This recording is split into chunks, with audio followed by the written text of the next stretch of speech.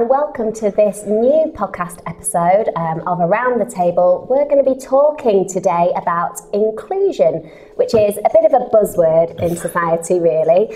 Yeah, but I mean, inclusion at St Michael's is actually one of our core values, isn't it? It is. You introduced, so why did you introduce it? So again, back in the introduction episode, I explained that we have core values, and it was going to be one of the themes of this podcast, just to kind of share a bit about why we have them. Otherwise, they just become 3 words under the logo. Yeah, no one really stops to think about them. Yeah, I think so. And I think inclusion was certainly what I felt when I arrived here at St Michael's, that they were a place that wanted to welcome people, and they were a place that wanted to welcome everyone. Yeah. And that's why it made it into the heading, really, because it was just part of, they wanted to be community, they wanted anyone to be part of that community. And then we'll talk about discipleship in a few weeks' time. And I think inclusion has become one of those Marmite words, and therefore Marmite kind of ideas and concepts, because I think when people talk about inclusion, they think about a particular type of inclusion. Yeah. So let's kind of call a spade and say, for some people, inclusion means LGBTQ plus community. Yeah. For some people, inclusion means people of different ethnicities and races. For some people, inclusion means people of disability. Yeah. And how do we include them? And that includes all the stuff to do with neurodivergence and all of that. Yeah. And for others, it kind of means all of it, but they don't really know how to go about it. And I think, I guess I would say that's where our definition of inclusion sits. We want to welcome everyone. Yeah. Everyone can come and be a part of the family here at St Michael's. Yeah. And part of us saying that is us kind of saying and kind of making a commitment to say, actually, we don't want to build up barriers. We want to break down barriers between people. Yeah, definitely. And I think just having that word there may kind of make people go, oh, I'm not sure about that. But I think it's a helpful challenge. I think it is. It's definitely helpful to just remind people that actually church shouldn't be this clique where, you know, you're only allowed to attend if you're a perfect Christian. What even is a perfect Christian? There's no such thing as that, you know.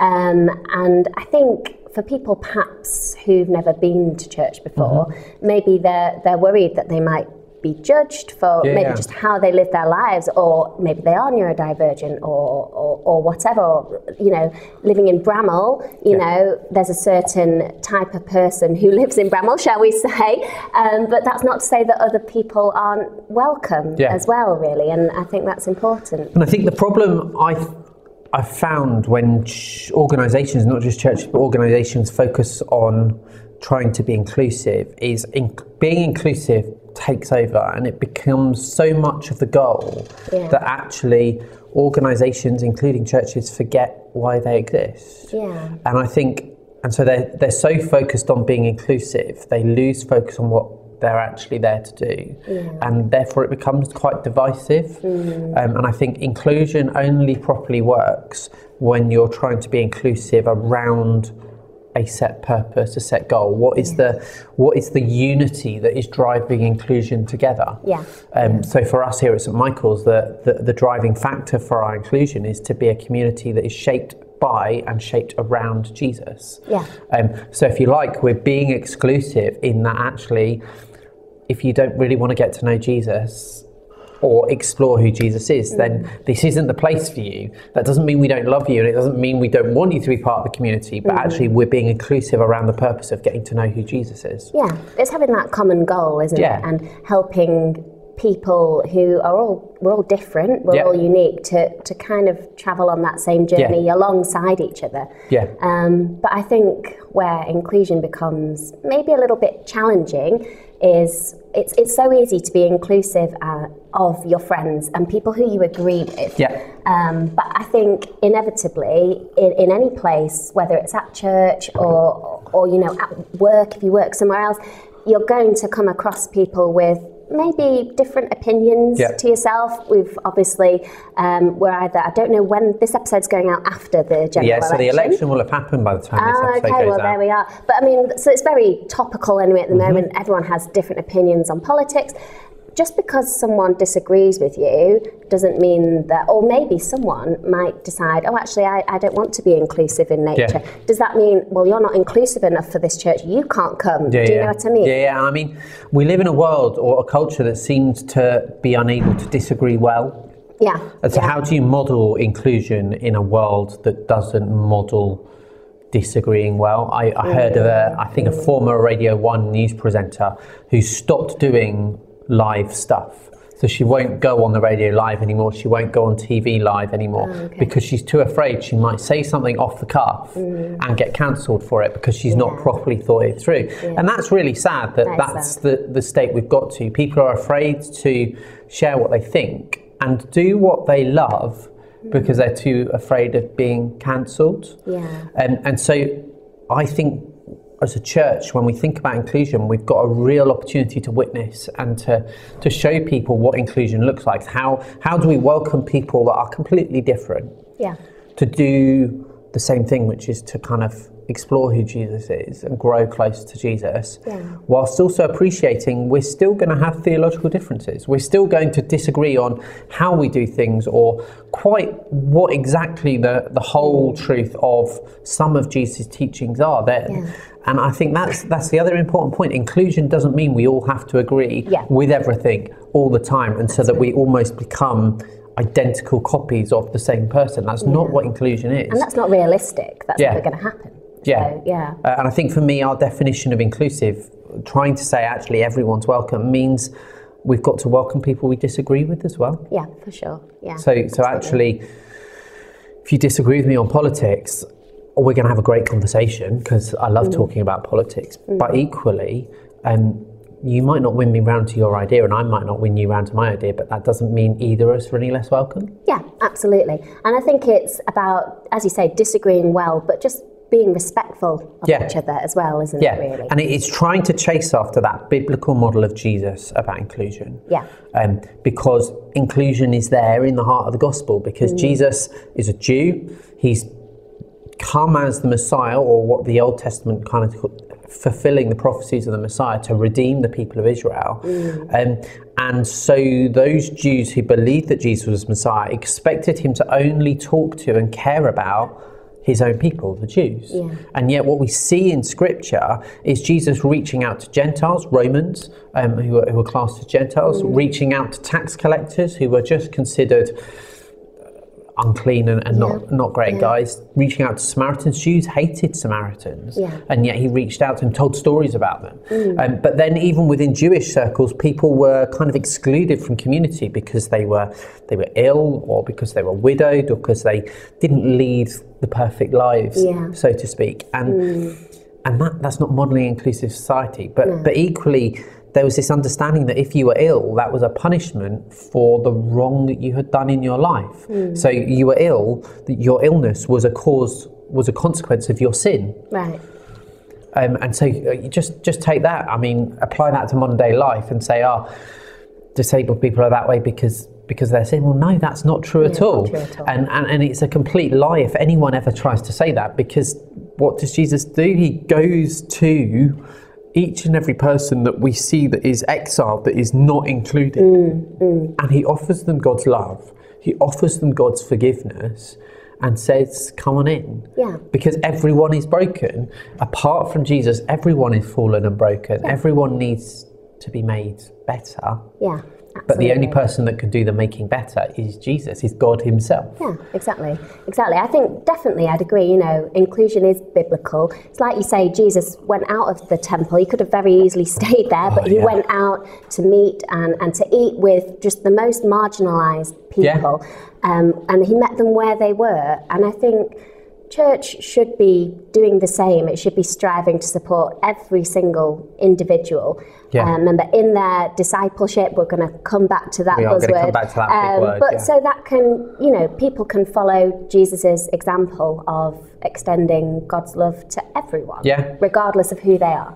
And I think just take some of those moments where Jesus walks alongside people he disagrees with, people that maybe he well, they didn't agree with them. Maybe they kind of wanted to kill him. I mean, they end up killing him, don't they? But sitting at that table with that tax collector who's literally stealing money from everyone, who was going to be more uncomfortable in that situation? Jesus or the tax collector? I think it was probably the tax collector.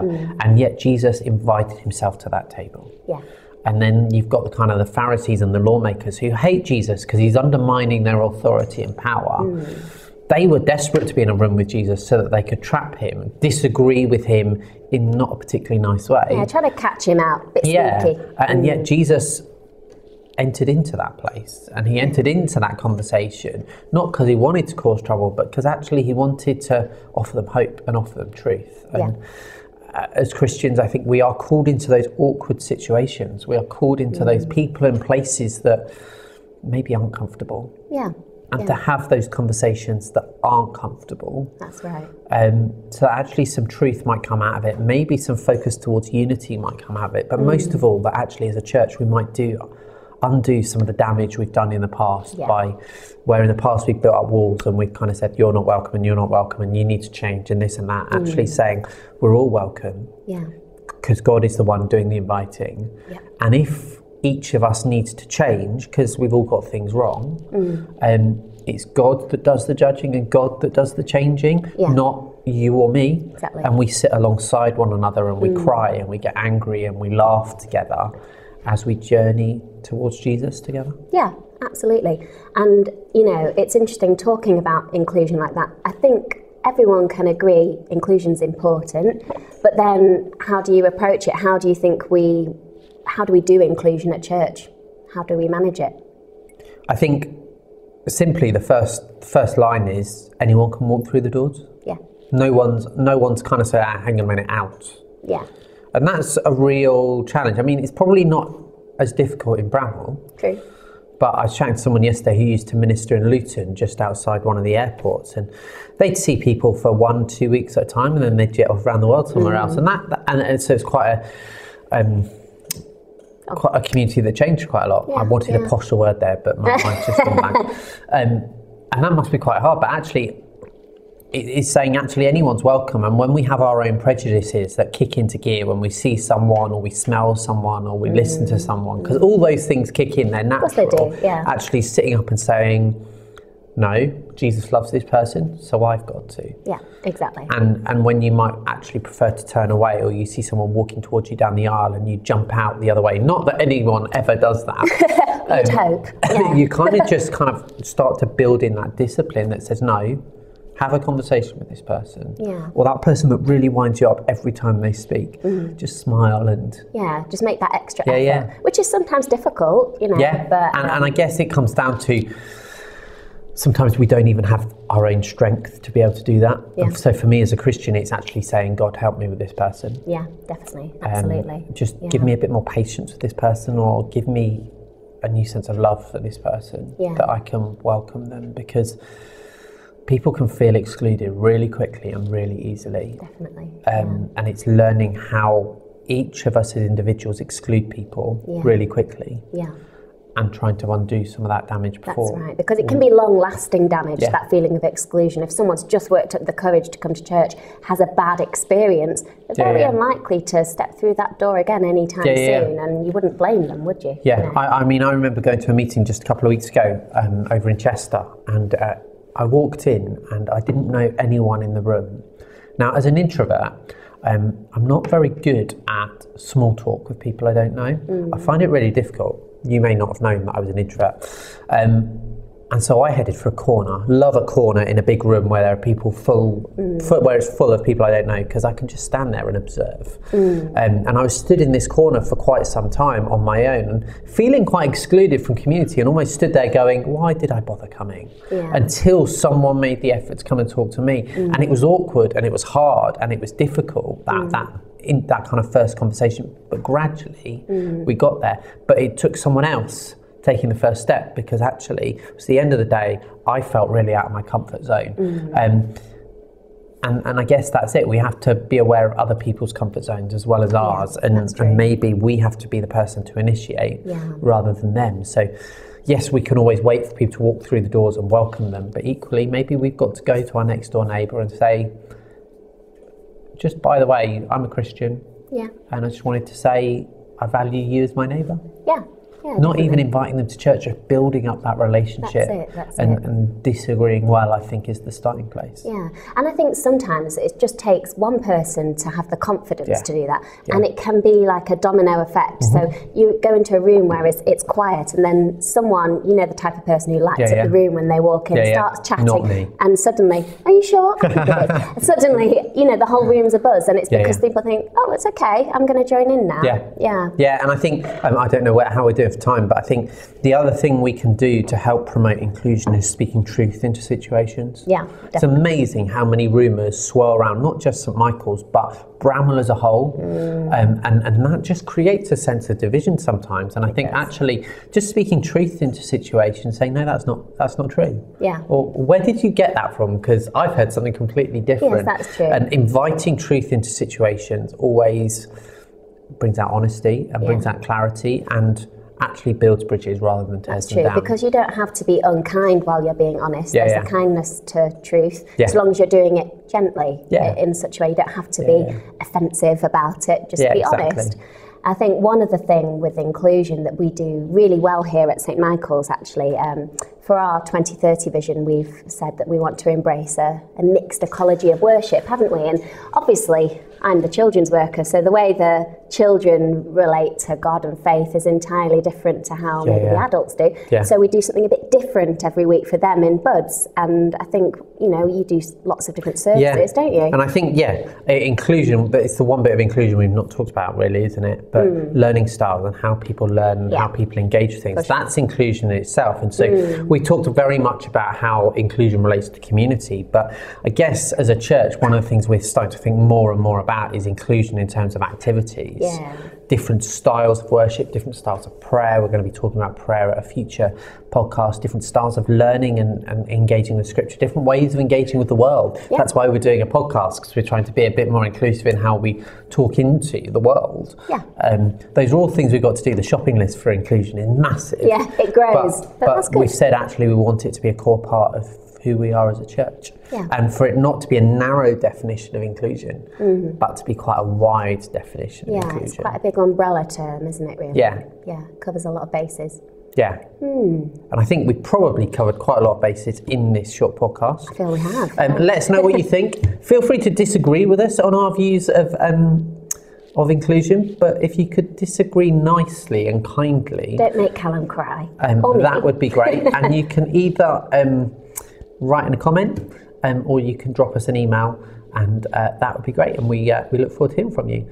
So that's another episode done. Yeah, ticked off. Brilliant. So thanks for listening. We hope you got to the end, and we'll be back next week with another episode. Yeah, thank you. Cheers. Take care. Bye. See you.